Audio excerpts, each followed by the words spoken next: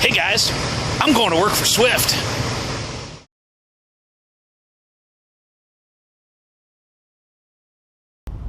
Okay, so not really. I'm not going to work for Swift. I would never do that. But I got real curious how you see so many of these guys out here driving these Swift trucks, and a lot of them, you know, they become owner-operators through Swift by doing a lease on a truck, and yeah, they go down that whole road, and I really wanted to examine it. So I got curious, and I went over to Swift's website, and this is what I found, is I got into the section where they talk about driver compensation.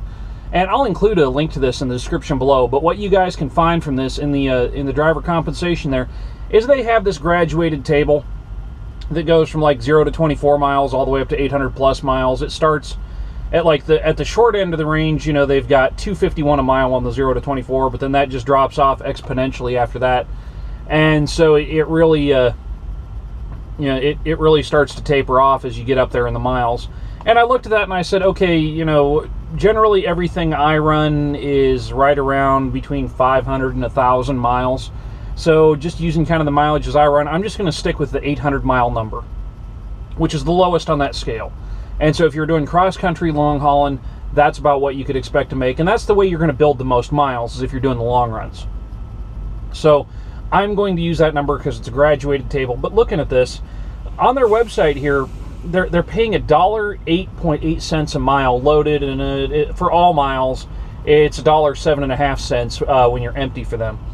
And I was just really thinking, how does someone make money at this? Because let's say we'll throw some numbers down here. Let's say in a given week you ran 2,000 loaded miles times $1.88 a mile. That's $2,176. And so we'll copy that number, and then let's say you ran another 500 miles at the $1.77 or $1.75. That's $537, and then we'll put those two together. So that's about $2,713.50 a week. And so I'm going to use the weekly numbers right now. So we're going to remember this number.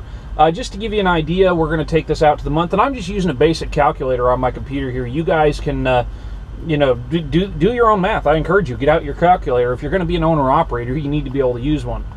So we're going to say times 4.33, because there are 4.33 weeks in every month. If you take 52 weeks out of the year and you divide that by 12, you get 4.33. And so that is $11,749.46 basically. That is not a lot of money when you're talking about running a truck. And so let's go back to that base number that you have there. And so let's just start figuring fuel on that 2,500 miles that you're going to run in a week there.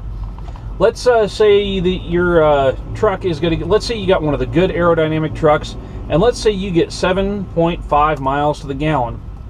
You're going to use about 300 gallons of fuel in that week to go that 2,500 miles is what that equates to. So, and then we're going to take that, let's say the average price that you're paying for diesel fuel is, I know that they have their discounting program, so let's, you know, with a heavy discount on it, let's say you're paying, we'll call it $2.10 a gallon for fuel. So that's $700 out of your week for fuel. So we'll take that number that we had before, the 2,713, and then we'll minus that $700 for fuel. So minus 700. That's going to leave you with $2,013.50. And so then you have to, you know, subtract any other costs you're going to have out of that. Supplies you needed, food, materials, everything else on the road. If you have to buy tires, you're going to have insurance costs, you're going to have your mobile phone, everything like that. So, all right, so after fuel, we've got our $2,013.50 remaining. Now you've got to worry about, okay, you've got a truck payment that you're going to have to make. Every week you're going to have to make that truck payment. And so with that, I think their average truck payment right now is going for about, I think it's like $750 a week, let's just call it. So let's say divided by 750, or excuse me, minus that 750. And so that's going to leave you with $1,263.50 every week. And that's what you have remaining on there. That's what you've got to buy tires with. That's what you have to do any repairs to your tractor with. That's what you have to pay all your personal bills with, is that there's that $1,263.50 a week, and that's assuming you get 2,500 miles every week. Sometimes something goes wrong, you're not going to get that. So that's a best case scenario. Best case scenario, you're looking at like $1,263 because they do have governed trucks. And really, if you could, I mean, if you are the drop and hook master, let's just see here. Well, I'll copy that $1,263. We're just going to open up a second instance of calculator here. And I'm going to say, okay, let's see what the best case scenario you could do in a week. So let's say that you are able to drive, on average, 8 hours a day for 6 days out of the week. That's 48 hours of your week spent driving, okay? I'm talking drive time behind the steering wheel, not dropping, hooking, anything else. That's 48 hours of actual drive time. You know, you've got a 60-hour clock in there. I'm assuming the other 12 hours are going to get used for, you know, dropping, hooking, everything else you got to do, buying fuel, pre-trip inspection. So we're saying best case scenario in 6 days, because you're going to have to take a 34-hour restart in that group. Best case scenario, 48 hours of driving. Now, let's say that throughout that you're able to maintain highway speed, which I believe their trucks are governed at 62 miles an hour. I know they do have some that are faster right now. I know for a long time 62 miles an hour has been the magic number that they're governed at. We're going to give an average speed of 58 miles an hour. That, you know, allows for accelerating, you know, slowing down, everything else. So we're going to say 58 miles an hour. So that's 2,784 miles a week. That's assuming you do everything perfect. So my estimate there of 2,500 miles a week is not that far off. That's a very, very realistic number. And that's week after week after week. You're going to have somewhere you run more, you're going to have somewhere you run less. But saying week after week after week being able to drive 2,500 miles in a week, that's, you know, that's a pretty standard number in the industry. I know you hear people talk a lot of crap and say, oh, I run 3,000, I run 3,500, I run 4,000 miles a week. Those people are killing themselves to do it. You know, the realistic amount that you're going to run is right at about 2,500 a week consistently, week after week after week after week. And so when you start to look at those numbers, yeah, we're right on point with what we're saying here. So using that 2,500 mile a week number, we're back to looking at $1,263.50 a week remaining under your best case scenario, under your absolute optimum conditions that you can run for Swift. You're going to make $1,263 a week, and then you have expenses that come out of that. So let's say you've expensed this out, and you know you're going to have to save for tires, you're going to have to save for maintenance on the truck.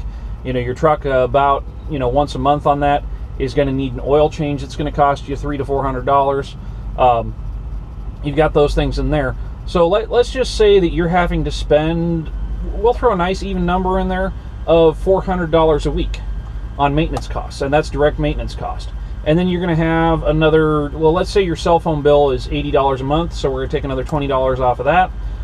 And then, you know, you're going to have your food expenses and everything else. So really, by the time it comes down to it, you as an owner-operator for Swift, you're going to make about $843 a week if everything goes right and you work your butt off. To me, that's not a lot of money. That's not a lot of money at all. I mean, if we take that times, let's say you take a month off out of the year, there's 52 weeks in the year, so let's take, you know, 4 weeks off of that.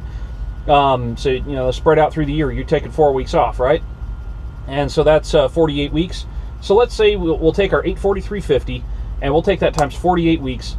That's $40,000 a year to work your ass off to own your own truck. And this is why people don't make it, because, you know, something eventually is going to happen where you're going to have that catastrophic expense. You're going to have a repair to the truck that you can't pay, and they're going to take the truck back, or you're going to get into a situation where freight's just not hitting, or you run into a problem at a customer, you run into a problem at a shipper.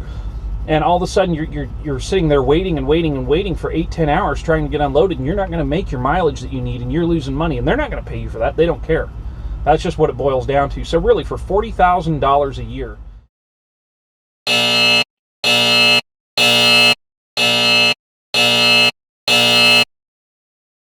I'm going to break that down, that $40,000 number down a little bit further. Let's just take this down into the next level, which is figuring out, you know, we had that by the week. So we had 40488. We'll divide that back by 48. Okay.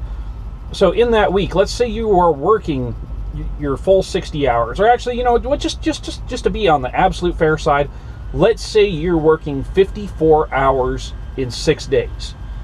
So what we're going to do is we're going to take that $843.50 and we're going to divide it by 54 hours worked that comes out to $15.62 an hour is essentially what you're making, spending all this time on the road, being gone as much as you are, doing everything you have to do. And that is the absolute best case scenario, is that Swift is a $15 an hour job.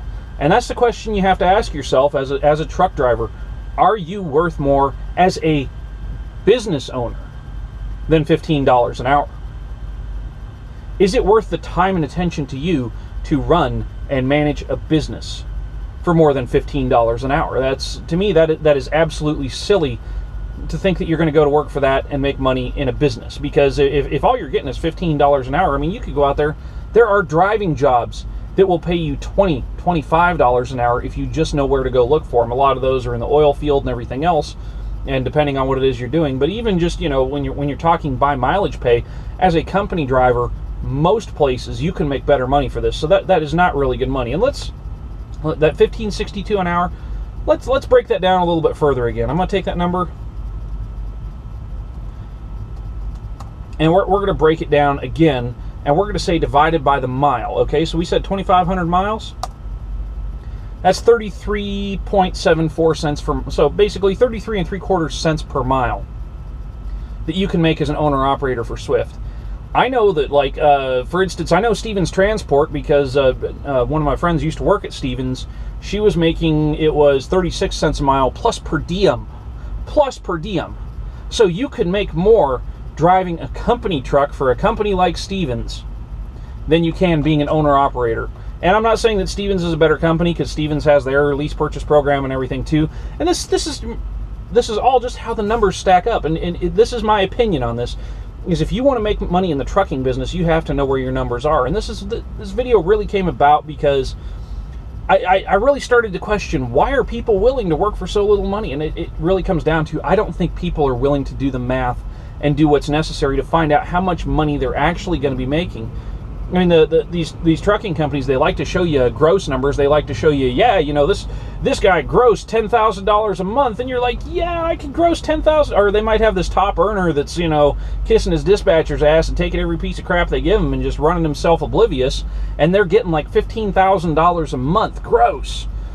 And so they're out there running down the road as hard as they can, and they're not making any money at it. They're killing themselves to do it, because it's after expenses. That's what you have to look at. It's not the before expenses number. They'll wave that in your face all day long. And I'll tell you right now, I'm not going to tell you guys what I actually make doing heavy haul, but I will tell you I have made more in 1 week. In 1 week, in a 6-day period, I have made more money than what you will make running an entire month for Swift. And granted, I am in heavy haul. This stuff does pay a lot better. It's specialized. The equipment is more specialized. But why is it I can make more in 1 week gross than someone can running for a company like Swift? And that's what you have to really consider. And when it comes to breaking down what you actually need for a rate, when you're looking at getting into your own truck, when you're looking at doing the deal, you never want to be paid by the mile. And here is why. Is because these companies, they know that they have their floor, that they just absolutely cannot afford to move freight below, and they won't do it. And that's probably like $1.35 or whatever a mile, whatever it is. There's a margin above that. But what you don't realize is that they have loads out there that are paying $3 a mile, $4 a mile. Some of the stuff is paying $5 or $6 a mile, and you're hauling it for $1.08 when you haul by the mile. You want to get paid on percentage of gross, and you want to know what the gross of every load is. And you, as a truck driver, you have a right to see a copy of the rate confirmation. I'll say that again. You have a right to see the copy of the rate confirmation if you want to see it. If you think you're getting messed around on the rate, ask to see a copy of the rate confirmation. And if they're telling you no, go somewhere else, because that means they're messing with you. Because there's different ways that companies do percentages. Either you'll have a company, like I'll use a company I used to lease to, which was Steel and Machinery Transportation out of Hammond, Indiana, which were great people, by the way. I got paid, I believe it was 76% of what the gross on the load was, but they paid all of the insurance except for bobtail. They paid all of the IFTA. They took care of plates. They took care of everything else. I didn't have to worry about any of it. That's one model. The other model is, like right now, I get 12, or the company gets 12%. I get the other, or excuse me, the company gets 13%. I get the other 87%. And then I pay my own insurance. I pay my IFTA, I pay my plates. I like that model because I'm actually making a little bit more money that way. It's not that much of a difference in the end, and it's more for me to keep track of, but it works for me. So those are the two ways you should really look at that. Either you've got the company paying everything and you're giving them 24% of what you're doing, or you've got them doing just a certain amount for you, including making sure that you get paid on time, because that's the whole point of being leased to a company, is they accept the risk of having someone not pay, so you don't have to worry about that. That's why I am leased to someone. That is why I am not running under my own authority, because I don't want to have to chase down people that don't pay. I want to leave that to the company that I'm leased to. Leaves me free to run the truck and do everything I need to do out here. That's just the way I see it for right now. In the future, that may change. Someday I may get my own authority, but for right now, that is why I'm doing it the way I am doing, is so I can focus on what I need to do on the road. And then when you are looking at what you can actually move a load for, okay, if, like, let's say you're on a load board, like let's say Internet Truck Stop or Get Loaded are the two that I use the most. Let's say you're on the load board and you're looking around. Like on the front page of Internet Truck Stop, they actually show what the average rates are. I will never haul for average rates, ever. I'm always looking to be in that upper echelon. I demand to get paid more for what I do because I'm a professional. I'm good at this. So I'm not going to take the average rate if I can help it. I mean, it's an absolute last case scenario. I need to get something on the truck, and I am definitely not going to take anything below the low average mark. If someone wants me to haul below average, I'm not even going to talk to them about it. And that's where you have to be, because there are those guys out there that are going to haul cheap. Those are those guys that are running by the mile, that are allowing it to run cheap and stay cheap. So if we want freight rates to get better, you gotta stop hauling by the mile. It's a trap. And the companies, they try and sell it to you like, yeah, this is a good deal. You always know what you're going to make. It's really easy to keep track of. No. What you need to do is like what I do. When I talk to my dispatcher, when I talk to the guy that I'm leased to, I ask him very specifically when I get a load, what does this load pay? I write it down. I know exactly what I've made throughout the course of the week. I know exactly what I have coming to me. And it's a real simple bit of math. Like, let's say that I have a load coming in that's going to pay $5,600. Oops, not $5,600, not $56,000.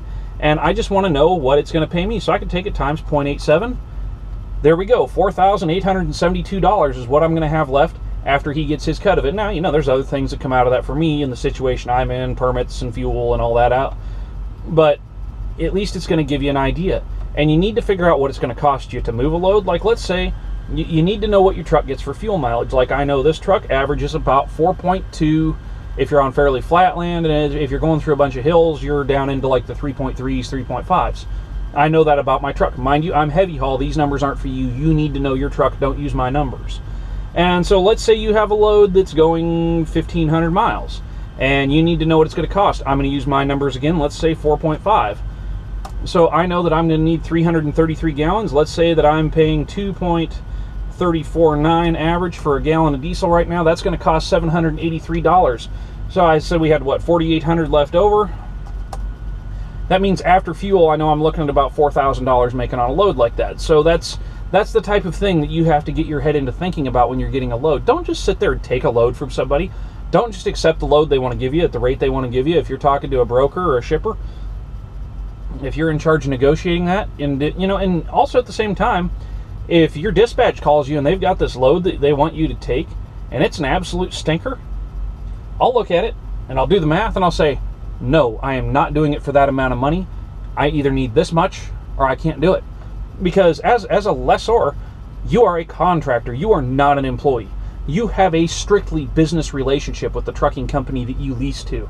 So don't let them treat you like an employee. You are not an employee. You are an independent contractor, and you need to be professional. You need to be businesslike, and you need to be all about getting the job done like that. But nothing says that you're an employee. You do not. If you're in a situation that where they say you have to take this load, leave. Because I am not going to have anyone tell me that I have to take a load, that this is what I absolutely have to take, because I'll just turn it back. And if they don't like it, I'll be gone. And that's simply the way it is. This brings me into what we're going to be doing in another video. Is we're going to get into talking about lease purchases, and that'll be an upcoming episode. Thanks for watching this one, guys. I hope you got something informative out of it, and we'll see you on the next one.